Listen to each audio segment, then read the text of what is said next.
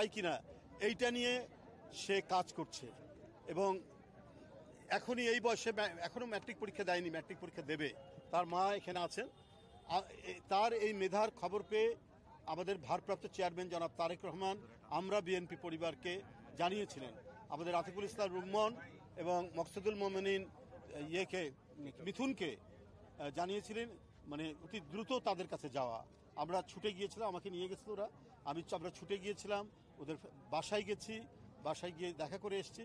এর মধ্যে তাকে মালয়েশিয়া থেকে আমন্ত্রণ জানানো হয়েছিল। তার এই মানে কীর্তি, তার যে এই আবিষ্কারে উদ্বুদ্ধ হয়ে মালয়েশিয়া তাকে ডেকে পাঠিয়েছিল এবং তার এই কাজ তারা দেখে ওখানে কারা এটা করেছে, একটা কম্পিটিশন ছিল। ওই কম্পিটিশনে ওয়ার্ল্ড ইনভেনশন, ওয়ার্ল্ডের 400 টিম আসছিল। ওইখানে প্রায় 27টা দেশ আসছিল, ইউএসএ, মেক্সিকো সহ অন্যান্য কান্ট্রি। ওদের সাথে কম্পিট করে আমরা বাংলাদেশের হয়ে আইটি অ্যান্ড রোবোটিক্স ক্যাটাগরিতে high school team gold medal অর্জন করেছি। এবং ওইখানে আমরা যে প্রজেক্ট নিয়ে গেছি ওইটা হচ্ছে আমাদের পৃথিবী, মঙ্গল গ্রহ, আমাদের আকাশ পথ সুরক্ষা সহ আমাদের একটা অ্যাপস আছে আমার ইনভেন্ট করা। ওই অ্যাপসটা দিয়ে হচ্ছে শিশু সুরক্ষা এবং নারী নিরাপত্তা সহ অন্যান্য জিনিস করা যায়। ওইটার জন্য আমি অলরেডি আমেরিকাতেও একটা প্রতিযোগিতায় সিলেক্টেড হয়ে আছি, ওইটাতে সামনে যাব এবং ওইখানে আমরা গোল্ড মেডেল অর্জন করেছি। আমার team young sparks of Bangladesh, আমি ওই টিমের টিম লিডার এবং প্রজেক্ট পুরোটা আমি রিসার্চার টিমের।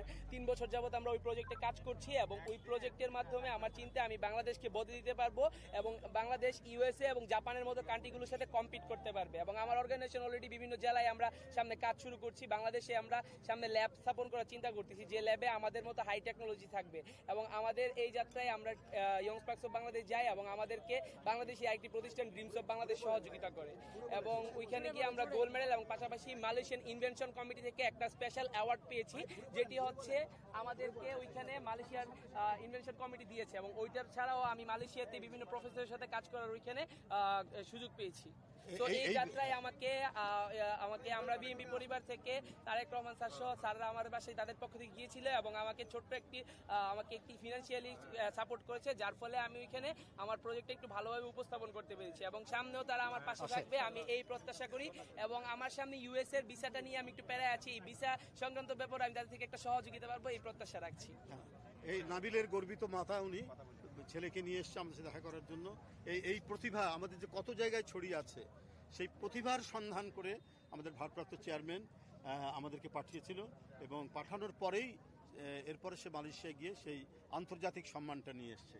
এই গর্বিত সন্তানকে আপনাদের সামনে উপস্থাপন করলাম, জাতির সামনে উপস্থাপন। দোয়া করবেন সবাই।